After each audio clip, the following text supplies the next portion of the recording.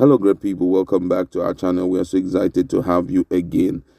There have been multiple reactions from Nigerians ever since Nnamdi Kanu was arrested by the Nigerian government. Finally, we've come to know that he went to Kenya and he was arrested there. But guess what? All of these has raised a lot of dust. The family have reacted, and that's what we're going to be looking at. Most people believe that he was just a freedom fighter and should be allowed, to return back to Britain. Other people are blaming, the Kenyans, why the Kenyan government, why they should, allow a British citizen to be arrested by a Nigerian government. And some people also say, well, what has happened to him is well deserved. For example, an archbishop in Enugu, Chukuma, came out to make some very strong statement about him. But then let's look at the update, especially the ordeal the family is currently going through since he was being arrested by the Nigerian government. All right, according to the news, the family of the arrested leader of indigenous people of Biafra, IPOB, Nnamdi Kanu, has demanded access to the detained self-determination agitator who was arrested last Sunday. Kalu's younger brother, Prince Emmanuel Kanu, who spoke in Umuahia, lamented that since the IPOB leader was bundled back to the country, his family hasn't had access to him. Emmanuel, who said the family has been traumatized over the event of last week, expressed deep worry over his health condition. According to him, he said, "I hope he is not tortured. I hope his right to human dignity is not being violated. How can you abduct somebody and keep him in custody without access to his family and lawyer? This is inhumanity," he said. He said the federal government should allow the family unfettered access to their son, who he said is by law presumed innocent until proven guilty. According to him, he said, "Why can't we see him? The federal government should allow us to see him because he is our son. He should have access to his lawyer and family." The family call on the British government to show more interest in Kanu's ordeal since he is a British citizen. Prince Emmanuel wondered why Kanu, a British citizen, was kidnapped and bundled to Nigeria and Britain is still keeping quiet. According to him, he said, "It is still not clear to us how Nnamdi, a British citizen, would be abducted and bundled to Nigeria. If at all there is any reason to arrest him, why not take him to Britain, where he is a citizen?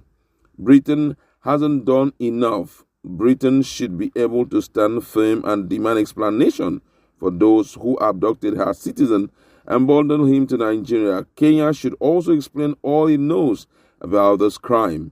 Insisting that Kanu did nothing to deserve the arrest, Prince Emmanuel urged his supporters to remain calm and watch events unfold. He expressed confidence that his brother would eventually triumph in the end. It happened before. This is his second missionary journey. That's what his brother said. He said it happened before. This is his second missionary journey. "He shall prevail because my brother is not a criminal. He has not killed anybody, nor has he asked anybody to kill. He is only fighting for the freedom of the people, which is their fundamental human right." Asked if the family had any regret having anything to do with agitation for Biafra autonomy, considering what it has been through, including the death of his parents allegedly in the aftermath of the raids of their house by security agents. Prince Emmanuel said they had nothing to regret identifying with the Biafran cause. He urged Ndigbos and lovers of democracy and justice to unite behind his brother, who he said is only fighting a just cause. Meanwhile, many residents of Umuahia are still bewildered about the reality of Kanu's rearrest. Although many people were reluctant to comment on the matter publicly, some advised the federal government to treat with caution. Some of the residents who prefer anonymity wondered why the government has not deployed the same amount of zest and vigor it deployed in tracking and arresting Kanu in crushing bandits and killer headsmen. They accused government of insincerity and bias in the war against terrorism, challenging it to deal with all Nigerians equally, irrespective of ethnicity and region. Speaking, immediate past chairman of Umuahia North Council of Traditional Rulers and the Traditional Rulers of Orendu Autonomy Community, His Royal Majesty Eze Philip Ajumugwe, advised government to tread with caution on the matter. The monarch said arresting, killing, or jailing Kanu would proffer no solution but worsening Nigerians' woe. He strongly advocated national dialogue and engagement of all agitators to permanently address their grievances. According to him, he said, "My frank advice is dialogue. Government has to dialogue with Nnamdi Kanu and other self-determination agitators. If you kill all the people, who are you going to govern? Kanu is my subject because I was the chairman of Council of Ndieze during the days of his father. We don't want anything funny to happen to him. Where there is a problem, there must be a solution. Government should treat the foundation of the problem through dialogue. Killing or jailing Kanu won't bring any solution but create more problem. Government should be careful how it handles the matter. I don't support violence either from IPOB or government. Government should call everyone for dialogue now. Let us discuss how to move before our beloved country forward. Nigeria belongs to us all." In the same vein, the paramount ruler of Abriba Ancient Kingdom, Eze Kalu Ogbu, said arresting Kanu would not provide any solution to the Nigerian problem. The monarch advised the federal government to engage Kanu for a dialogue on how to solve contentious national issues. In his word, he said, "Can one look at Kanu as Nigerian problem or the solution to Nigerian problem? I don't think Kanu is Nigerian problem. Rather, he is coming with a solution to the problem believing Nigeria since 1970.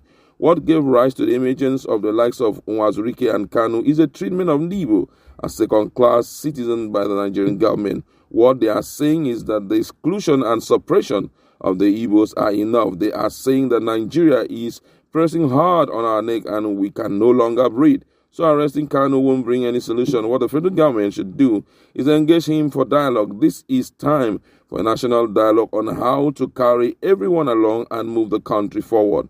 The monarch further advised against using the method applied in the case of the late founder of Boko Haram, Yusuf, who allegedly died in police custody. Government should not repeat the mistake it made in the case of Yusuf, the founder of the BH. I hope it doesn't repeat the same mistake.